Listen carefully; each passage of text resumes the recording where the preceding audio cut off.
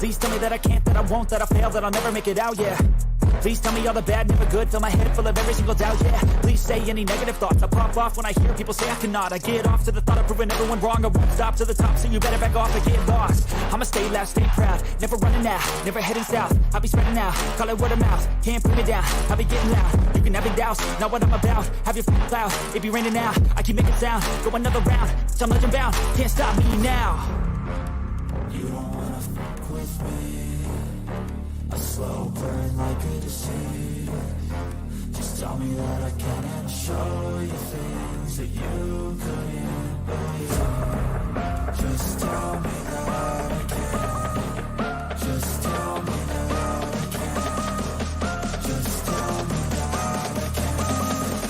Just tell me that I can.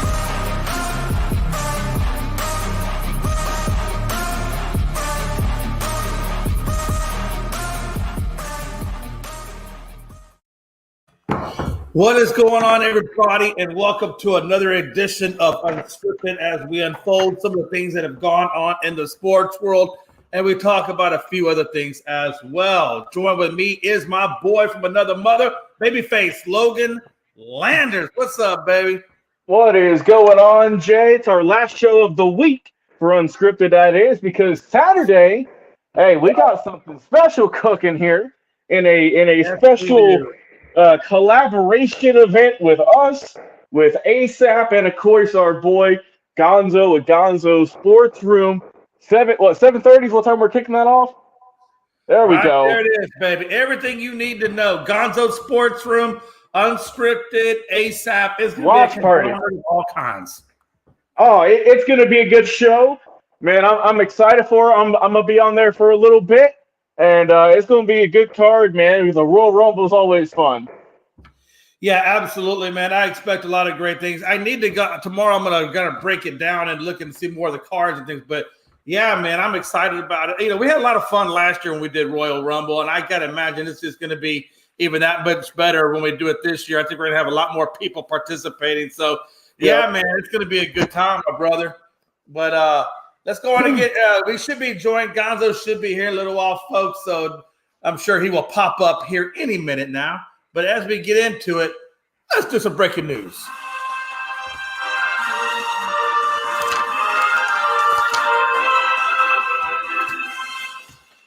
Well, Logan, our boy's back at it again. Conor McGregor. Oh, you know, boy.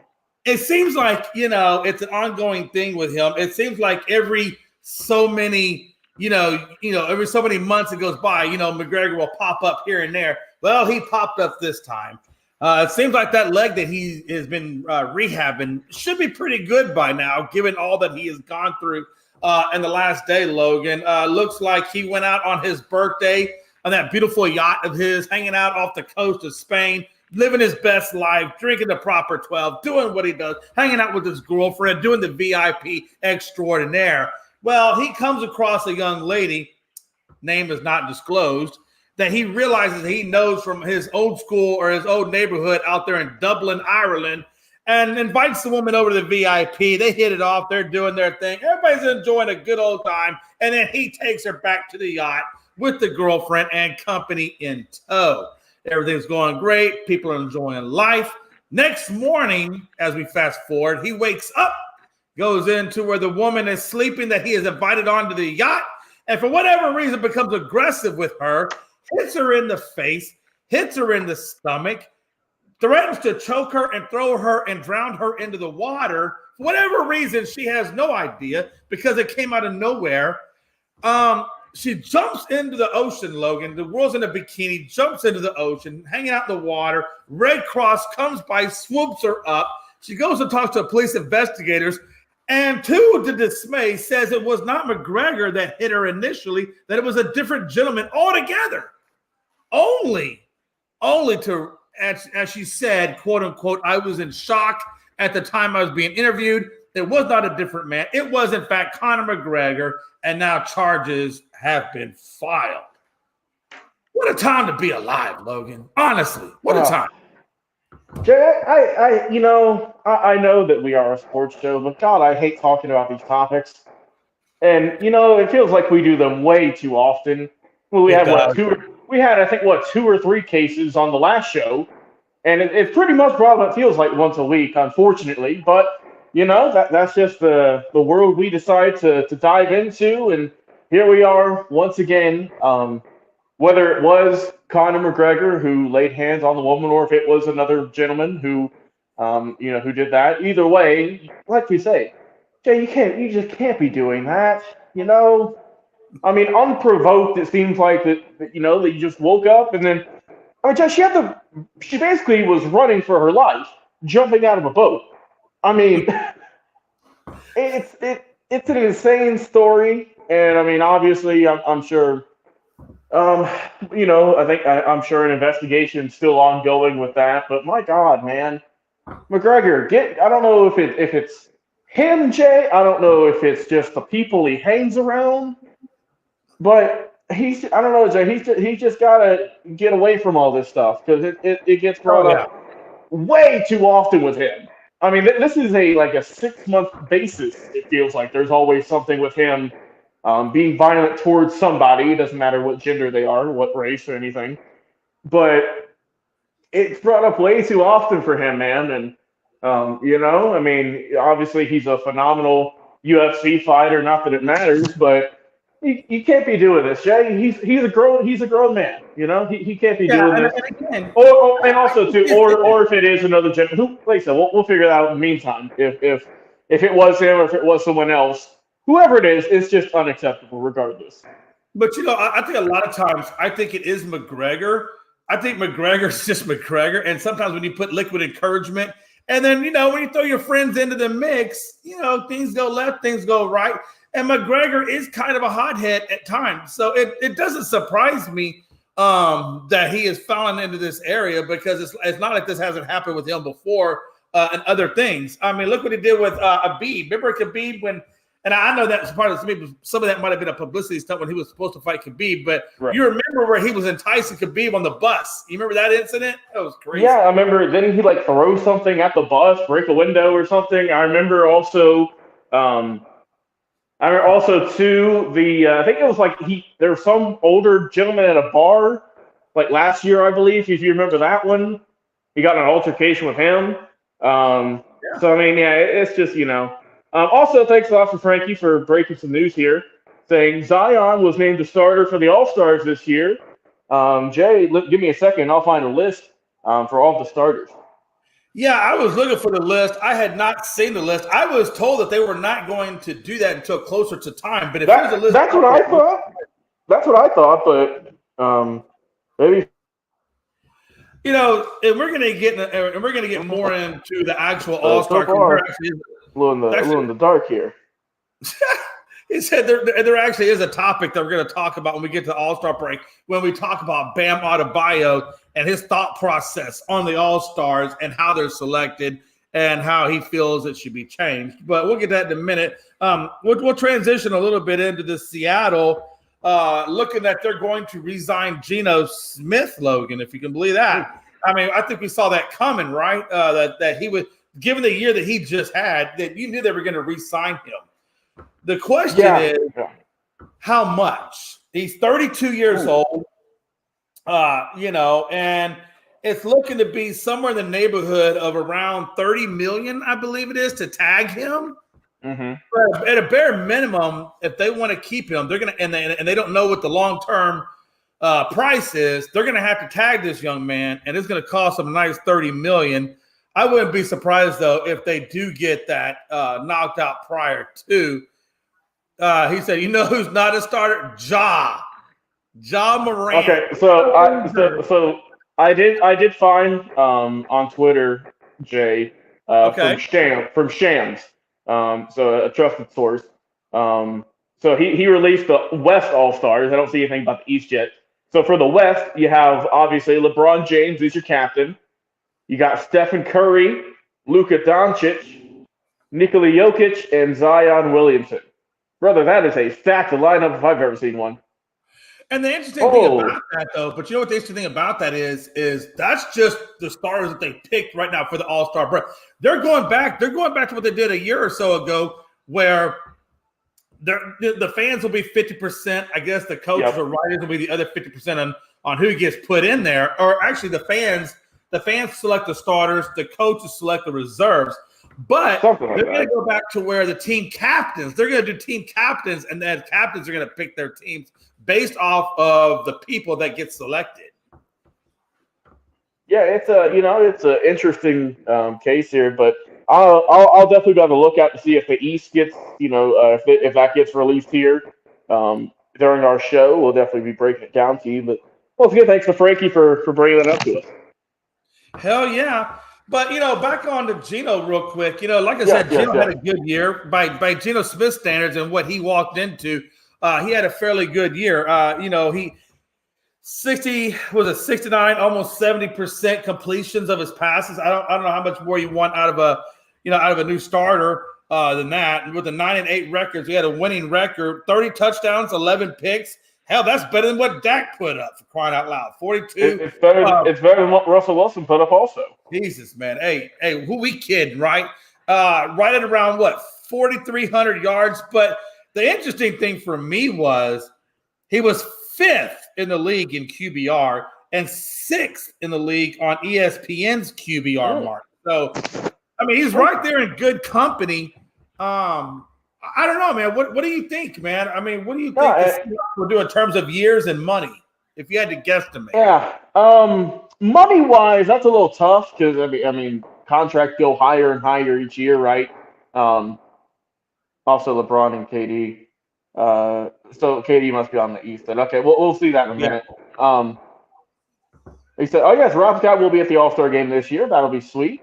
Once again, shout out to him for heading that. But back to Geno, Jay. I see maybe like 2 or 3 years, nothing too crazy.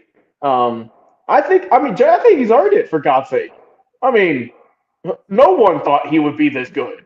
Everyone just thought he'd be a transitional bridge quarterback. But now he's in contention, Jay, for the comeback player of the year. It's him, Saquon, and I believe Christian McCaffrey as the 3 options for that award. And I do feel bad kind of for Drew Lock, Jay, because he was kind of the big thing in that deal was, oh yeah, you'll get Drew Lock and whoever else that I think Noah Fant and some other guys from Denver. Right. And now Drew Lock might be sitting on the pine for another year or two, because Geno played so well this year. Nobody thought the Seahawks had a chance at even getting close to the playoffs, let alone getting in, right? Right. So I think that this was a phenomenal season all in all for Seattle. We thought they were tearing things down. The Legion of Boom's gone. Their captain, for all these years, Russ is gone. Here comes Geno Smith out of nowhere and leads them to a winning record and getting into the playoffs. So definitely a good year, but I would say maybe Jay, like 2 years. I don't know. Just give me like 2 years, $30 million, right? We'll make it easy, 15 a pop, and just go from there. I got to be honest with you. I wonder if Geno would accept that, considering the franchise tag is at 30. Do you think he goes for 15? I don't know because I don't know if he's going to get a better deal anywhere else. Because I think he'll remain loyal. Jay, I do, to Seattle, just because they were a team that gave him a shot. So I think I just kind of threw a number out there, but I think that he maybe would take a little bit less money, for at least this franchise. Now, if somewhere else, I don't know, I can't tell you where, gave more money in maybe another year or two, then I could see him moving on. But I think that he's kind of just he's good with being in Seattle for now. And he'll run it back with him for who knows how many more years. And again, now that Geno looks like to be obviously the guaranteed star there, that they're going to make the offer to him, does that now kind of make Locke more of a career backup at this point? Let me see. I think Drew Lock is probably mid-20s, early 20s. I know he's not been in the league for a super long time. Right. Okay, Drew Lock is 26. So, and he hasn't started. He started, I think, not this past season, but the year prior, I think, maybe in Denver. Right. Didn't do the hottest. He might be, Jay. It's not looking too great for him. landing a starting gig somewhere else. I mean, that's the thing, man. If you're a young quarterback, you don't pan out super, early on.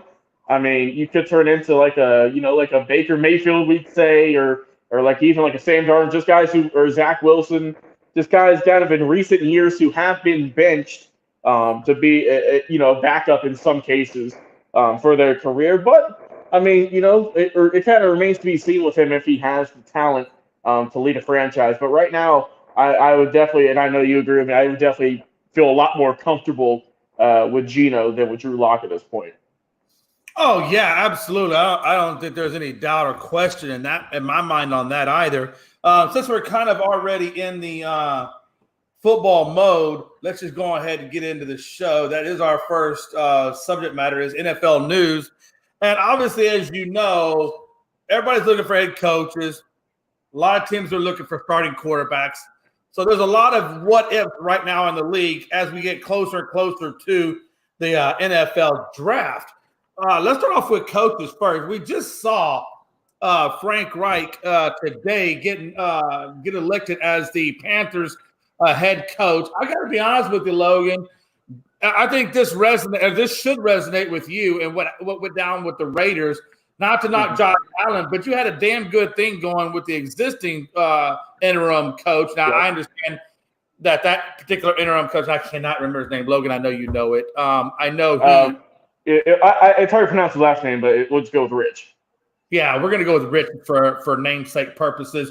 So Rich didn't want to be the head coach. So I understand why the Raiders were put in the position to actually go find a head coach because I don't think he was ready for it. But in this case, when you got Wilkes, who basically took a team that was in total 100% disarray, written off for dead, looking to the next 4 to 5 years to try to figure out what they're going to do. And then in comes Wilkes, takes over for Matt Rule, figures out that, and gets Darnold into play. They get McCaffrey off. They bring up Dante Foreman. A lot of things and a lot of moving pieces went into this. And all of a sudden, they're going from dead last and nobody gives a damn to, borderline playoff contenders and almost win the division in the South. Yep. And it just doesn't make sense to me why you would bring in Frank Reich when you've already seen and you're already building chemistry that's showing to be successful. No, and I mean, I briefly mentioned it to you guys earlier in our group chat that I've been saying, Jay, for since the season ended for sure, that they should have stuck with Wilkes. I mean, just because, Jay, it is very hard to trade your best player and still have a chance of getting into the playoffs, right? Still have a strong end to the season. Yeah. Just to kind of throw it all. It opened up the door for Dante Foreman to, yes. But Dante Foreman is no Christian McCaffrey. No, let's not get that twisted. But God, it's just I don't get it, Jay. I think that I've been with just right the hot hand, man. Sign him for a year, right? Right. If he can do good interim, sign him for 1 season. See if he can, if it's legit or not, and then give him a contract, or give him a longer contract. If it don't work out, it's a season. You can live with that. Oh, absolutely. I totally agree. And I wish Chris was here right now so we could get his take on Frank Reich, because obviously that's a team that's, he knows him very well. Right. But, there is a connection there. Reich was, I believe, the franchise's first quarterback in the late 90s, back when, they first started out. So I understand it, but I don't know. If it doesn't work out, it wouldn't surprise me. I think it would surprise me more if it did work out off the rip. Just because obviously, when you bring a new head coach in, you're bringing in a whole new staff, right? And absolutely. And for players, they might not respond to how good this is. I mean, like you mentioned with the Raiders. I mean, the John Gruden era didn't work. So could we see maybe part 2 for this with Carolina, who's, by the way, Jay, still going to be paying Matt Rule for the next, I believe, 5 seasons. So you got to hit this right. And I mean, I'm not a huge fan of this move, but congrats to Frank Reich nonetheless for going back and coaching the Panthers for the next year or two, or however long the deal is. I always love was laughing a minute ago because I love a good comment, man. And I can appreciate, because Anthony Price, me and him go back and forth with the Cowboys, and he says breaking news: Cowboys and coaching staff is coming back next year. Well, although that is pretty damn funny. Actually, they got rid of a crap ton of people, or I should say, just today, right? And I don't understand this. One or two of them, I think they got rid of the running backs, a coach. I'm okay with that. I don't personally think the running backs coach was the issue. Matter of fact, I got to be honest with you. I thought all the coaches they let go weren't the issue. Half of them were on the defensive side of the ball, and I don't even understand that. That's your best asset. Why are you getting rid of those coaches? And you're not getting rid of Kellen freaking Moore. What the hell, Logan?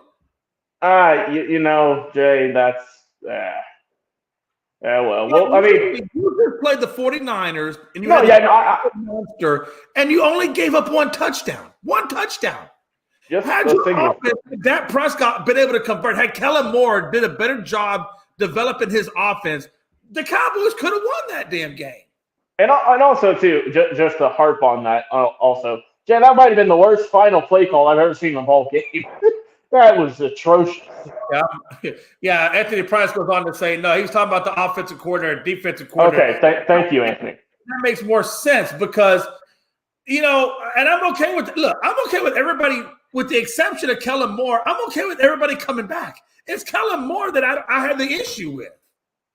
You know what I'm saying? That's where I think that's where I have an issue with Kellen Moore, and I have an issue with Dak Prescott's developmental decision-making process, which I think needs a lot of work. Yeah. And so I got to be honest with you. It just the Cowboys right now, I love them. They're my team. I ride or die with them. But God, they piss me off with this stupid decision-making. Real quick, segue. I got the rally on in the background, and they put up an interesting percentage right now. The question that they're asking on the rally is, who's the best quarterback in the NFL right now? And would you believe it, Logan? I'm going to read out these percentages, but this is where they're sitting at. Right now, currently, they got Burrow at 28%.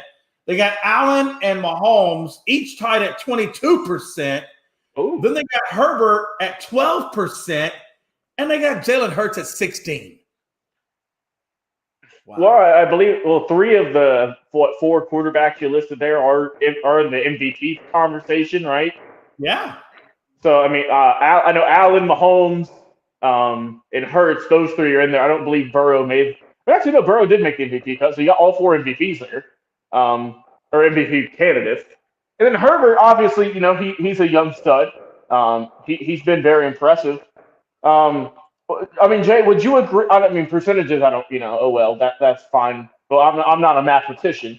Well, I mean, would you agree that those are probably the top five quarterbacks right now?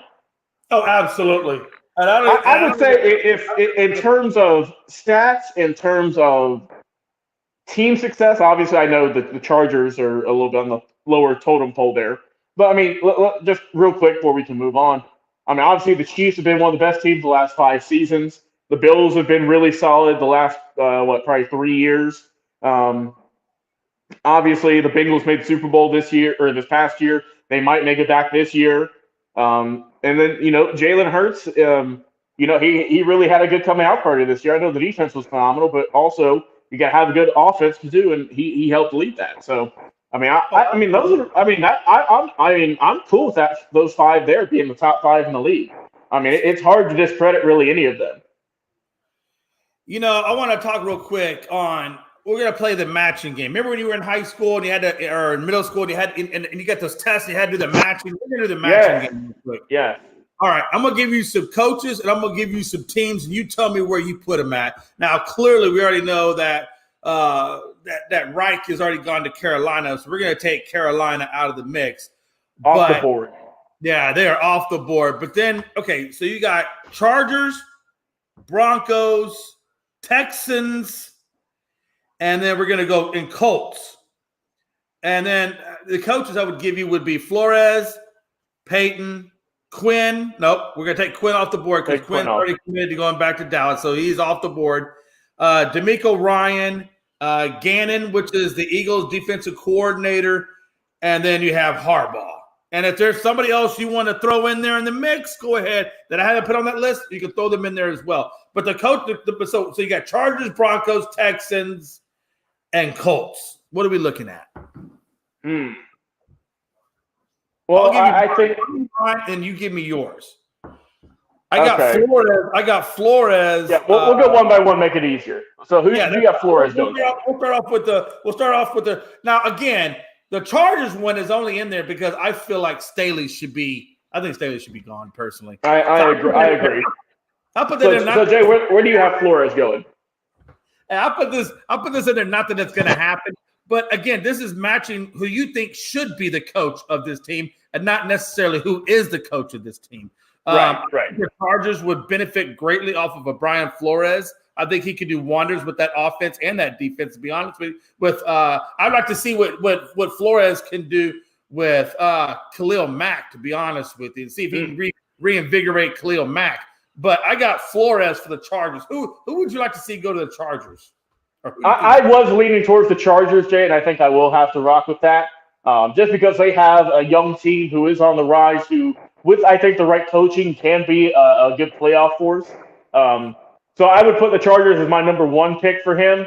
My second, though, I'd go with the Texans just because it's a young team who, sometimes a young team can rally around a coach like that. But I see the Chargers being that pick there for Brian Flores. So who's the next coach you're going to rock with?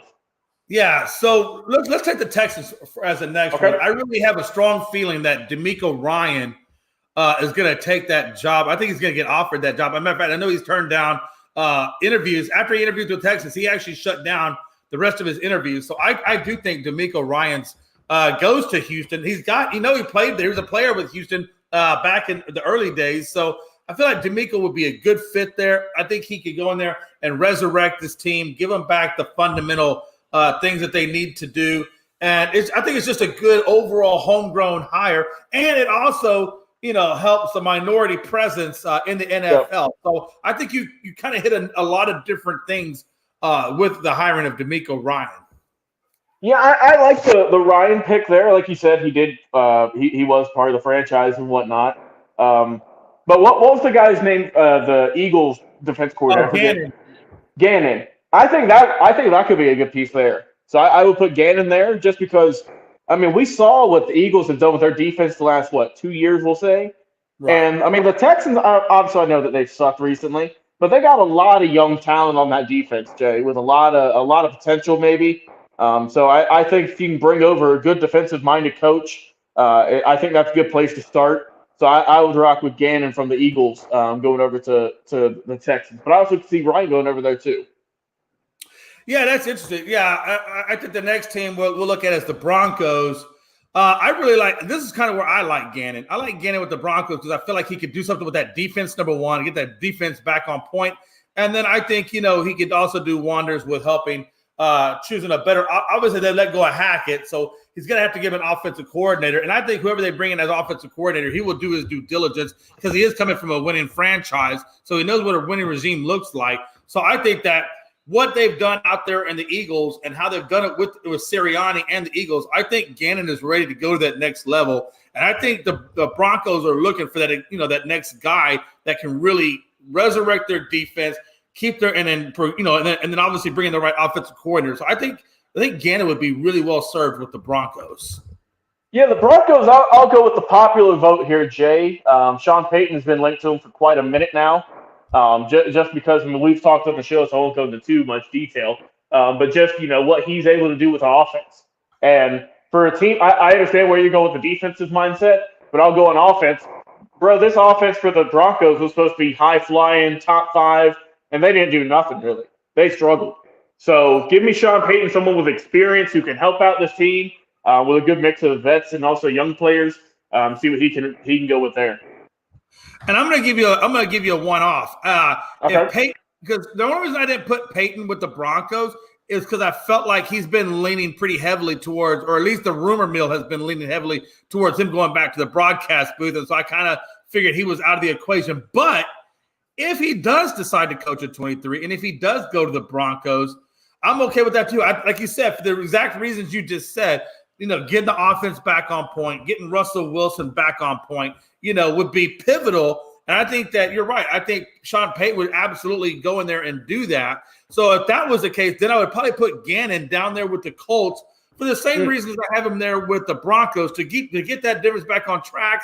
He's already going to have a stud running back. All he's got to do is find the right offensive guru to get or find the right quarterback to lead that team. And to top it all off, the Colts get like the number 3 pick in there. So they're going to get a quarterback, and it'll be of his choosing. Yeah, and I think so. Then my de facto would be D'Amico Ryans would go to the Colts, I believe. Then, which, like I said, I mean, I liked what he's done with the 49ers, right? I think right now in terms of just team success, forget about the playoffs, forget about all that. When you look at how good teams have been, I would have to put the Chiefs and 49ers as like 2 of the top teams, right? In terms of how well they've structured their franchises for years to come. And that's a credit to everyone on those staffs, including D'Amico Ryan. So I would throw him with the Colts there because obviously Jeff Saturday ain't getting nothing done. You got to have some young talent, or I don't know, bro. The Colts are in a tricky situation, Jay, because you have one of your best running backs in the league in Jonathan Taylor. You don't know who your quarterback's going to be. I mean, you're paying Matt Ryan a load of money. I'm sure they're still paying Carson Wentz some too. It's a team with Pittman we're still waiting for him to have a breakout year. I know injuries have kind of hurt that. And then for a defense who's still kind of pretty much trying to find an identity. So I would go with Ryan to the Colts, maybe give him some young influence or something, and just see what he can do there. Anthony Price said if Rodgers goes to the Raiders or Jets, he's winning MVP next year. Jay, what did we say? We need to get like a clipboard like they do on NBA TV and or NBA on TNT. Get like a sticky note collab with just all the hot takes we get here, because that is. I think we're going to start doing that. Matter of fact, I'm going to implement that starting Tuesday of next week. We are going to put that in there, and we're going to start. We'll start that in February. Yeah, we're going to do a running hot takes and see who comes closest to their hot takes being real. Honestly. All right, you ready for the next matchup? All right. Now we're going to match up QBs to teams, Logan. And I've only got 4 QBs in here, right? Because I figure the other 2 QBs or 3 QBs most likely would come out of the draft. But all right, who you got? So we're only going to look at free agent quarterbacks that are out there that are worth a damn, right? So we know Geno's off the market. He looks like he's going to wind up signing with Seattle. So who does that leave us with? That leaves us with Carr. It leaves us with Brady if he does decide to come back to the NFL and stay another year. It probably is going to give us Rodgers if he decides to renegotiate and if they decide that they want to move on from Rodgers. And then it gives you Lamar Jackson, because I'm not 100% sold that Lamar Jackson stays with Baltimore either. I think he feels a little shunned, and I think he turns it down after that next franchise tag. But we will see what that is. But those are the 4 quarterbacks. Now I'm going to give you the teams that you think, or the teams out there that I think need a quarterback. And you're going to match those 4 quarterbacks with whatever team I give you. The teams are this. You got the Ravens, the Raiders, Green Bay, Jets. Remember, Hackett just got signed on as offensive coordinator with the Jets. Ding, ding. Falcons, Titans, because I'm not sure that Carthon is fully sold on Tannehill. Okay. And you got the Texans, Colts, Pitt. I put Pitt in there because I don't know if you really think Hackett or what's that dude's name? Packett. Kenny Pickett. There you go, Pickett. I don't know if Pickett's really the real deal. We obviously know Trubisky's not. So I put Pitt in there for the hell of it. And then I got Washington, because Washington's Washington. And then Tampa Bay. I got Tampa Bay. So those are the lists. 1, 2, 3, 4, 5, 6, 7, 8, 9, 10. That's 11 teams, 4 quarterbacks. 4 quarterbacks. Okay. All right. You want to do the same thing we did last time? Just go player by player or team by team? Make it easier? Rodgers, Jackson, go. All right. So we'll start with Lamar first, right? I'll go with Lamar. I think he stays in Baltimore. I do. Don't get me wrong. I like Tyler Huntley's play. I think he's done well. But I don't know if I'm the Ravens if I want to give up an MVP. And honestly, he had some injuries this year. But I would, if I'm Lamar, if I'm the Ravens organization, I would keep him in the purple and black out there in Baltimore. So I would keep Lamar in Baltimore. What about you? With Lamar Jackson, I feel as though he's feeling a little disrespect right now with the Ravens. So I think, I do think that he does ultimately wind back with the Ravens. I think they're going to come out, they're going to give him the boatload. But if by chance he spurns them and goes somewhere else, then I think Lamar Jackson will be an excellent fit over there with the Colts. And that's where I'll put him at with the Colts. All right. Who's our next quarterback? Let's take Rodgers as the next one. Who you got Rodgers going to? Ooh. That's a tough one because I did mention I would like for him to stay in Green Bay. So I think I said it's either Green Bay or bust. And by bust, I mean he's hanging up the cleats. That's a large contract. I don't know who's going to want to take that on for only a year or two. Obviously I know that he's had a falling out with him in recent years. It seems like that's still a weird situation. But I don't think Green Bay lets him go. If so, that would be just wild, right? One of those situations where a guy who's played with the franchise for all these years goes to a new one and gets a whole brand new jersey and number, and it's just a really weird sight for a few seasons. So I think he'll stick around in Green Bay and ultimately retire. Yeah, when it comes to Aaron Rodgers, it's a very interesting dynamic there because I don't think it's entirely up to him. I think it's entirely up to Green Bay, and in terms of if Green Bay wants to move on from him and try to find their next quarterback. Now he has come out and said that he is willing to restructure his contract to make it work. So that would be interesting. If he decides to restructure, then I can see Green Bay keeping him and possibly bringing in, taking whatever money that he, puts off to the left and opens up in the cap room, bringing in the wide receiver one. I think that he's desperately looking for. But even still, I'm gonna play devil's advocate. What if Green Bay just says, no, you know what? I think we're ready to move on from Aaron. We're gonna cut our losses here. We're gonna move on. Then I see him getting traded possibly to one or two spots. I think the Raiders would be one. I'm not the Raiders, excuse me. I think I think the Raiders would be one. I think they could get Carr and maybe he goes to the Raiders and takes over that spot. Or I think maybe they do a Mike White for him or maybe a draft pick with Mike White, whatever, make it work. And then he goes and rejoins with Hackett, which we all know is where he wants to be anyway, with his best friend over there from Green Bay. That's true. Okay.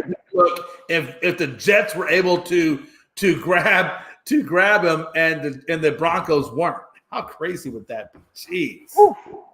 All right. What's our next quarterback here? But before I go back, if that were to happen, if Hackett was to rejoin up and reunite in New York with Green Bay, does Hackett email the owner of Sam Walt or whoever owns the Waltons that own the Broncos? Does he email them a big nanny boo boo? I got him anyway. I think you have to at that point. Yeah, I think you pretty much have to, brother. I think you got to poke the bear a little bit on that. Okay, next quarterback up for grabs would be the ultimate Tom Brady if he comes back another year. I don't think he's going to go back to Tampa. Matter of fact, I'd be shocked if he went back to Tampa. I do think that this is where Raiders come into play. I think he goes back to his old offensive coordinator. They got the running game. They got the wideouts. They got the defense. And I just think he'd be a natural slide-in fit with that Raiders team. Yeah, I'm knocking two birds with one stone here, Jay. Like I said Tuesday, just give me a swap. Give me Carr for Brady. Just get those two and some brand new looks, and we can take care of business there. For Brady, I'm kind of the same way. Either he'll stay in Tampa and give it up and retire, or he'll go to Vegas. I don't see him going anywhere else, honestly. And as for Carr, as for another option for him, so I can just get that one out the way too. I could see, honestly, Jay, I could see somewhere like in Indianapolis or Washington, because we know he's not a big high-profile guy. He's not a big marquee person or whatever. He's a low-key type of dude. So I could see him. And honestly, Jay, I think he'd be great in Washington because God knows they need a good public persona there. And that's what Derek Carr is, right? He's a good guy. Oh, yeah. He's a charitable guy. He loves his family. That's what they need in Washington. So I think for Carr, Washington or Indianapolis or Tampa, any of those three. But I'd be cool just a straight trade, Tom Brady and Derek Carr, swap those two out. Because obviously Carr's not sticking around, and Brady, yeah, it looks like he can be coming over. So I'm cool with that trade. Yeah, I'm in agreement with you. I actually think Washington or Tampa Bay would be good spots. I think if he goes to Tampa, he's got Evans and Godwin, so he's got natural targets to work with. If he goes to Washington, he's got McLaurin, he's got Logan Thomas, and he's got Gibson, and he's got a pretty good defense over there. So I think he'll be successful whichever team he went to, whether it be Washington or Tampa. Honestly, question. Another team I just thought about that I've seen actually even on Facebook several times where a lot of people are talking about is could Lamar Jackson wind up in Atlanta? Ooh, now that is something I have not heard, Jay.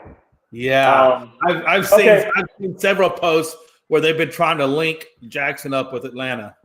Interesting. Now that would be a really cool thing, I think, honestly, because we know, in Atlanta that they had back-to-back seasons, the same record. They didn't get better, they didn't get worse, and they gave up a lot of their talent in between there also.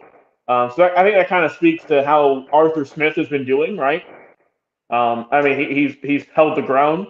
So obviously he had Mariota back in the day with Tennessee. Had him in Atlanta. Obviously he's a little older now. That didn't work out. They benched him and put in Ritter, who he struggled at first, but I think the last 2 games he really kind of came into his own. But I think if you're able to get Lamar Jackson, that would be perfect for that Atlanta offense. The high mobility, the options, how it's a run first type of deal, because Cordell Patterson, he can still get it done. They've got some pretty good running backs with Algier. They do need to beef up their receiving room a little bit, but I would love to see Lamar in Atlanta. That would be a highlight factor, I think.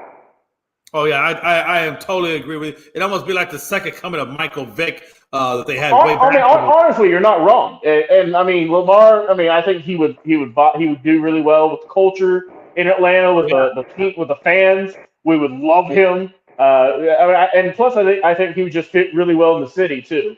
That's the thing with Atlanta, man. Atlanta's kind of like a lesser New York in a way, because you get a lot of celebrities at games. You get a lot of people who vouch for you, who love you here in the city with the Hawks, the Braves, wherever you're at.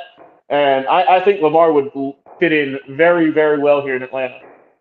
Yeah, Atlanta is definitely a big hub that's out there, and for the Southeast region. So yeah, no doubt about that. I'm going to kind of roll into real quick. We're going to get into the 49ers, Eagles, and then we're going to jump from there into the Bengals, Chiefs. We're just going to kind of I just kind of want you to give keys to the game for whatever, maybe for both sides, and then just tell me who you got winning that particular game.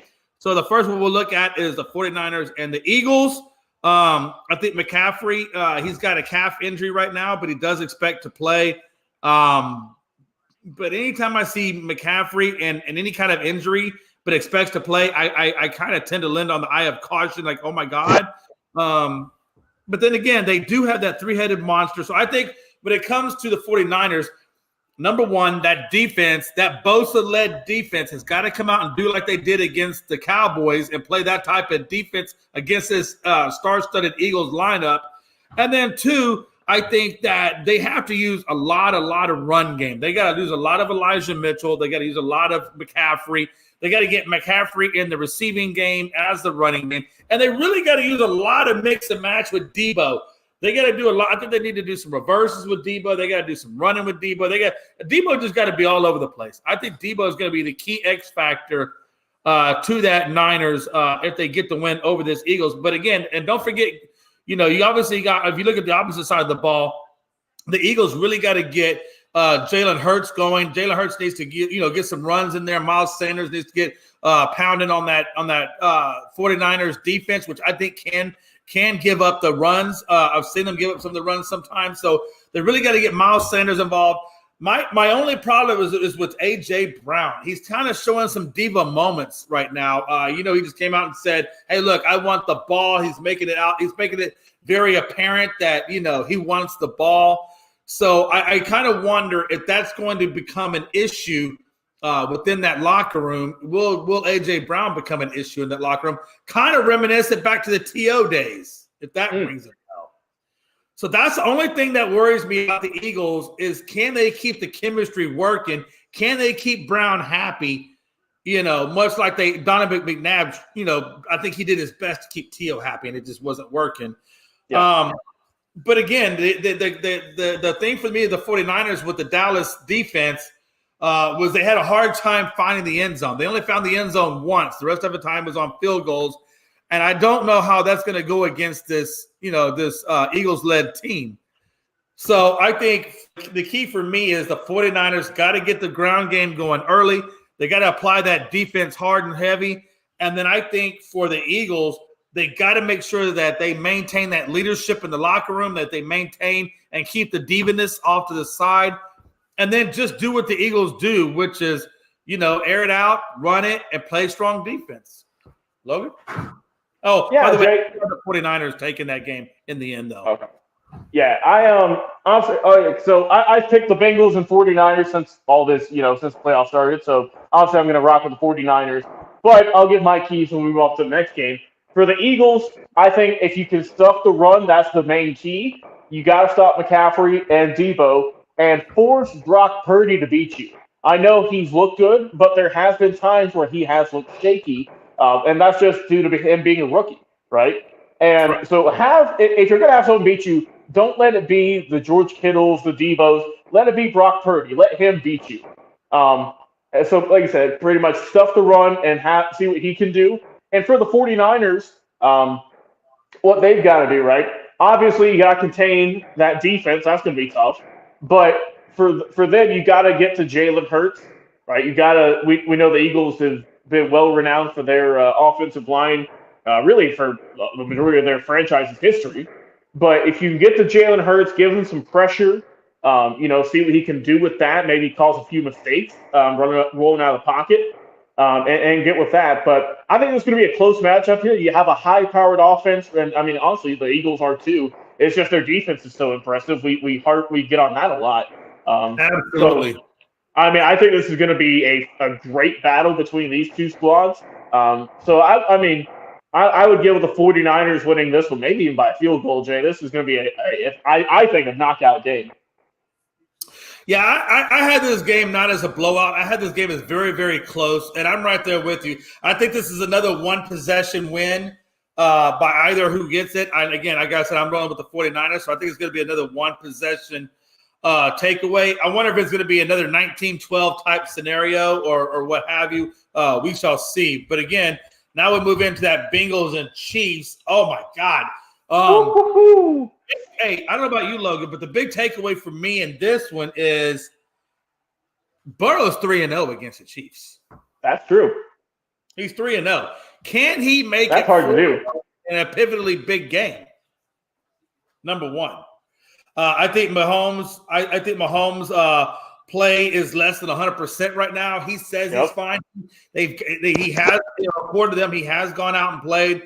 I question the validity of his injury. They diagnosed it as a high ankle sprain. A typical high ankle sprain on the low end is 4 to 6 weeks. Severe high ankle sprain could be 6 to 8 weeks. And for him to only be out 6 days, and you tell me you're coming back and you're good, I don't know, man. There's some deceptiveness in there somewhere. I see some shadiness somewhere with what they're talking about. But anywho, but he does have that injury. Kelsey versus Chase, I think, is going to be the marquee matchup there. And I got to be honest with you, I think the Chiefs secondary, in my opinion, Logan, is very, very suspect. And when you got a guy like Chase, Higgins, and let me tell you something, a lot of people forget about him. There's that guy named Boyd that always comes up Tyler Boyd. Out of nowhere. That guy always comes up with a key play every game he plays in. So Boyd, I think that triple threat, plus you got the running game of Mixon. I think Mixon will be the X factor in this game. And I tell you, I think that secondary of the Chiefs is going to be what does them in. I think that plus the hindrance, because I'm not completely sold on that Mahomes thing, unless somebody's bullshitting. I feel like the Bengals will take away this game. And again, it's going to be Bengals versus 49ers, in my opinion. Yeah. So for the Bengals, I mean, for offensive wise, just do what you've done. Obviously, you mentioned Joe Burrow has not lost to the Chiefs before, so obviously you've got that rocking with you. A really talented receiving core, a good running back core also. But the thing that we always bring up with these Bengals, Jay, how's that offensive line going to look? Right? Are they going to be? Are they going? Because it's hit and miss every week. It feels like either give up 5 sacks a ball game or they give up none. So that's a question mark always for the Chiefs, as you mentioned. Mahomes is not going to be 100%, but I'm sure he's still going to have some magic left in him because he just has phenomenal play. So it's hard to absolutely just ground him. You just got to try and neutralize him as much as you can, right? Have him mostly just get pressure on him, Jay, and get him out of the pocket and running and on his feet so he's not just standing back there. Because the more you can have him run around, and potentially, and have some lingering effects on that high ankle sprain, that's going to help your chances of winning. Yeah. And also the Chiefs secondary has been a little bit iffy at times. I mean, we know the Bengals like to air it out, so the Chiefs might have to get into a bag of tricks here this week if they want to pull it out. But like I said, I'm with you, brother. I got the Bengals and I got the Niners in the Super Bowl. We'll see how it plays out this weekend. Amen, brother. What a time it is going to be. Next, we'll kind of look into the good or bad, craziest stat line in the NFL. The one stat line, I tried finding games. I couldn't really find a good game, but I did find a good stat line I thought that was pretty crazy. And that was, I believe it was 2003 when the Texans played the Bengals and running back Rudy Johnson rushed 43 times for 182 yards. 43 times for 184 182 yards and 2 touchdowns. Now, the interesting thing about it was I think overall they had like 54, 55 actual rushing attempts. I mean, it was a very, very low passing game. That was when Kitna versus David Carr. So you knew David Carr wasn't going to do jack shit. But they did get the win. The Bengals got the win, 34-27 over the Texans. But what was interesting to me, Logan, was 2 other stats. Outside of Rudy Johnson, 43 for 182 stat, the other 2 stats in that game that were amazing to me was the Bengals' time of possession was at 41 minutes. Good grief. And the Texans came in at a whopping 18 minutes and 45 seconds. And the total yardage was 422 for the Bengals to 269 total yardage for the Texans. And that was primarily for the Texans, came via the run and not the pass. Jesus Christ. All right, so for mine, Jay, I was able to find a game. And also, this is going to be a shameless plug, too. I put this one on our TikTok page, so if you want a full breakdown of it, go follow us there. It's at the bottom. So, Jay, you went kind of a positive route there, but also a little bit crazy, too. I went just complete awfulness here, okay? We're going to take you back in a time machine, folks, back to 1979. We got the Seattle Seahawks going up against the Los Angeles Rams. Final score in that one, Rams 24, Seahawks, a big fat goose egg, 0 points. So, Jay, I have the team stats pulled up here for this one. I want you to take a guess. How many first downs did Seattle have in that entire ball game? Uno. You're correct. 1 first down in an entire game. They're rushing it. Did the offensive coordinator even last the whole game, I wonder? I doubt it because the rushing attack, right? This was their main weapon here. 12 carries for 23 yards. And the passing game was just a block of ice. Who's the quarterback here? Hold on, I got to find who this poor soul was. Jim Zorn, Jay, Jim Zorn. I don't even know if I've ever really known about Jim Thorne. Do you know anything about Jim Thorne? I've never really. I can tell you one thing about Jim Thorne. I believe he was a head coach somewhere. Let me pull it up because his name was familiar when I found it. Hold on, Jay. What was the total yards though of that game, Logan? That was the amazing. Yeah. Give me 1 second here. All right, so total yardage, Jay, for the Seahawks, -7. Crazy. -7. I think that's the craziest stat of everything that you said. The craziest stat is -7 total yards. Yeah, so Jim Zorn was the head coach for the he was the head coach for the Redskins in 08 and 09. And then he was with a few other teams also in the late 90s, 2000s. And then the passing game, he went 2 of 17 that ball game for a whopping 25 yards. So if you bought a ticket to that game, I'm sorry.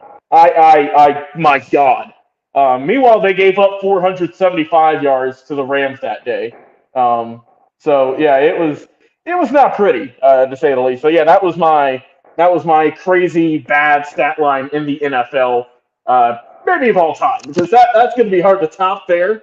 And like you mentioned on Tuesday, we'll do another sport, whether it's baseball or baseball or basketball or something. Right now, Tuesday going to be the craziest NBA stat line. Oh, that one I'm sure. That one's going to be something from like the Wilt Chamberlain days, or it's something like that. Yeah, there's a couple of crazy stats in the NBA. Trust me, that we could talk about. But yeah, we'll do the craziest stat line in the NBA, and that will be Tuesday. So just kind of put that out there for future reference. That will be on Tuesday. As we get into the next topic, and this is what's interesting to me. Who is the NFL MVP for 2023? Now, I done told you a couple of things, right? I just told you earlier the fan voting right now on the tally had Joe Burrow as number 1 for the MVP. I will tell you that Joe Burrow has beaten the Kansas City Chiefs 3 times. So they've lost to Joe Burrow 3 times. And then, the only thing that you could really put Patrick Mahomes, or at least for this specific season, the only thing that you could put Patrick Mahomes being better than Joe Burrow is if you look at his stat line. And his stat line is Mahomes was at 5,250 on the yardage, where Burrow is at 4,475. They both had the same number of interceptions at 12. And then you got Mahomes at 41 touchdowns to Burrow's 35. Now, here's where it gets interesting to me. Burrow's got an 80% completion rate versus KC. He went 23 of 36 against Buffalo last week at 242, 2 touchdowns, 31 yards. He's got a 12-4 record. Mahomes has a 14-3 record. I don't know, man. If you look at the stats alone, Mahomes gets Burrow, but not by a whole hell of a lot. Only by a little bit.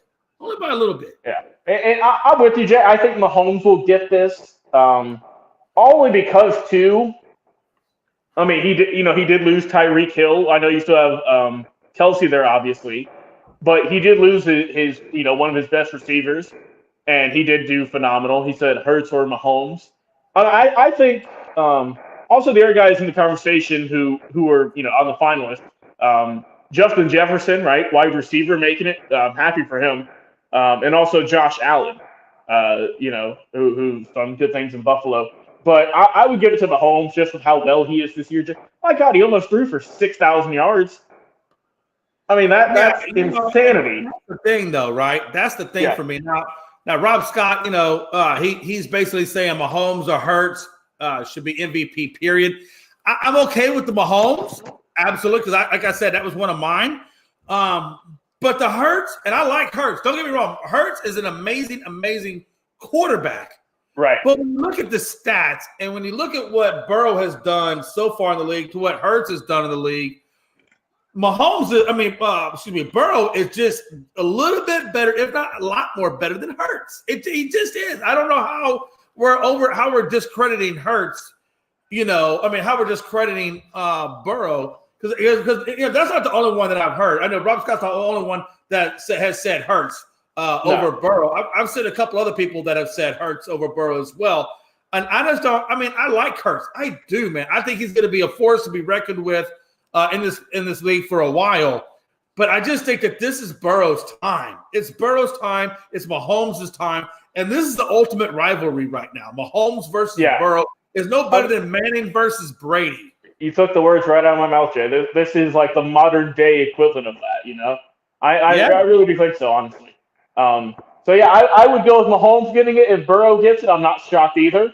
Now, if Jalen Hurts does get it, I will be a little surprised, only because, like you said, he's done well this year. I think he deserves to be a finalist, but I think that just the play of Mahomes and Burrow is just a slight step ahead. Could Hurts get it in the next year or two? I mean, Jay. I mean, people were saying if he didn't succeed this year, he might be gone. Let's not forget that in the early beginnings of the season, in the preseason, that people were saying, "Oh, Jalen Hurts better do something this year," and now he's an MVP finalist. So it's kind of like I equate it to Luka Doncic in a way. I love his game, but I don't think he's going to be there quite yet. But I do think we could see Hurts being in the MVP conversations for a few more years, man. I think he's got all the talent in the world to do so. Yeah, I mean, and again, if you go back and look at, Hurts' stat line, he's way behind on yardage from those two guys, and Right. he's also behind on touchdowns, and he does have more interceptions. So again, it's only, he's still a budding guy. He's in the playoffs, but I think he's got a little bit more ways to go to really compete with Mahomes and Burrow. I just think that right now those are just the two studs in the league, man. And I mean, and honestly, if you look on TV, if you look at their stat lines and what the other fans are saying as well, a lot of people are on the same line that Burrow right now is getting the top vote. Now, I do think, though, at the end of the day, it's going to be Mahomes walking away with the MVP. But I'm telling you, I promise you, Burrow's time is coming. And I do think that he has the makeup. I'm telling you, Logan, I believe that Joe has the ability to become the best active football player going forward. And I really, ever since the LSU days, right? I've loved Joe Burrow, his confidence, his swagger, his play on the field, and it seems like nothing ever rattles him, Jay. No, I mean, the man gets sacked 60 times a season, and you never know. He, like you said, that's why he gets the nicknames he gets. He's Joe Cool, man. Nothing ever phases that man. And you know what? And you know who else reminds me of Burrow a little bit in terms of not so much the athleticism, but just the mindset? Is Purdy from the 49ers. Yeah, you're starting to see that with him. Even Brock Purdy's own coach, even Kyle Shanahan came out and said, you know what? Nothing rattles Purdy. This guy stays poised all the way through the game, no matter what. Up, down, left, right. This dude does not get rattled. And that's where I see similarities between Purdy and Burrow. You know what I'm saying? Like, I can see similarities. No, I get you with that. I really do. I see where you're coming from. Oh, what a time to be alive, man. I can't wait till this actually goes down and we see what's what, man. I'm telling you. Bam. Going back to the All-Star voting real quick. Bam rips the fan voting for the All-Star game. And he did, man. Oh, did he rip the fans, man. He quote-unquote basically said, half these guys don't even deserve to be here. Now, what's interesting to me is I don't know how Bam is already making this accusation when truthfully not all the starters have even been put out yet. So I think that's kind of premature a little bit on his part.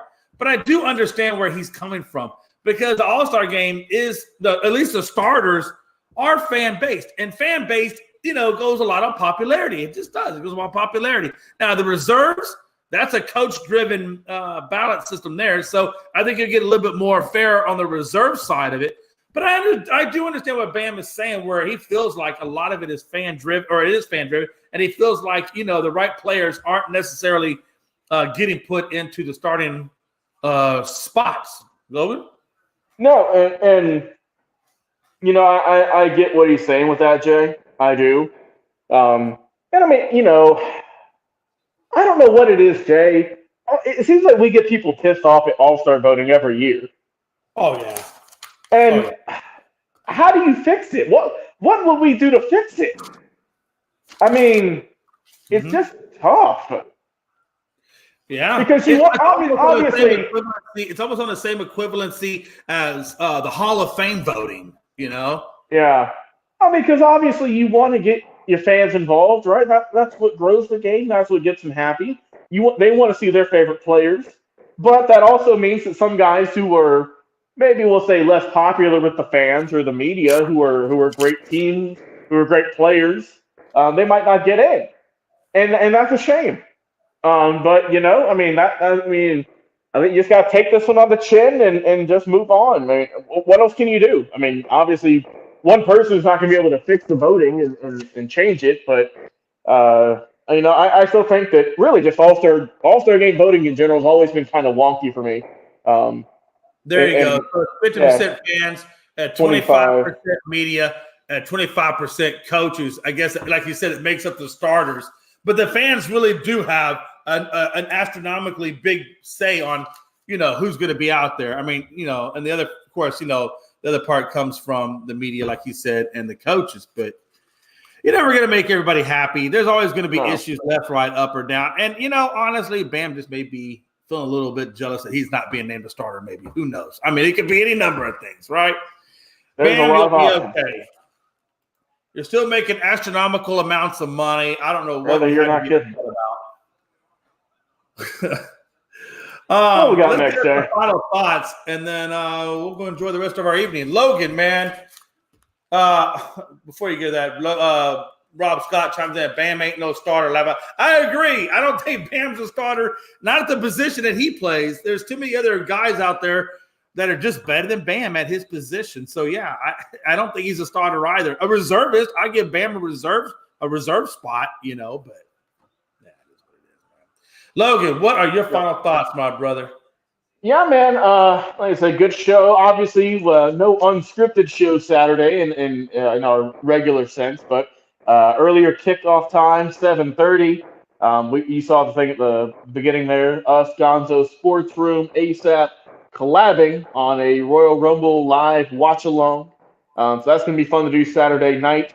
I'm excited for that one. It's going to be a good time hanging out with the guys, watching some wrestling, and just enjoying life, man. It's going to be fun to watch, and I'm excited for it. And also, of course, like you said, we got the NFC and AFC championships.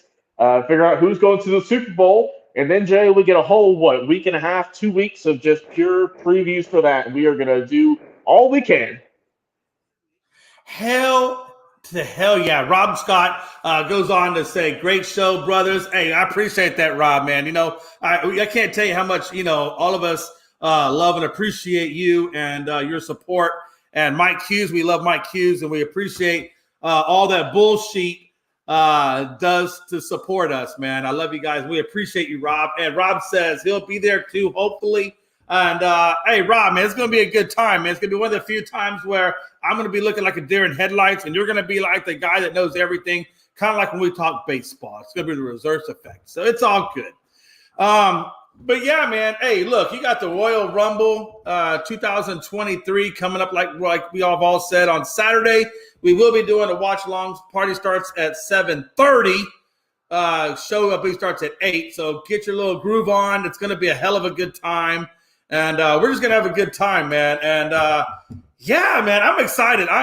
Logan, I know you are too, man. So tune in with us at 7:30 Saturday for the Royal Rumble watch-along with Gonzo Sports Room, ASAP, and Unscripted. And please check us out on Twitter at Unscripted Guys, all one word, and on TikTok at Unscripted Sports, all one word, as well as YouTube, followed by the show date, and Facebook. And yeah, that's pretty much where we are. Live TV, Tiki, all that good stuff. Come give us a hoot. We put a lot of good content on Twitter. Frankie does a good job with that, and Logan does a good job with TikTok, keeping us up to date. So check us out. I think it's going to be a good time. And Logan, unless you got anything else, let's get out of here, brother. We shall depart. Y'all have a good night, man. Much love.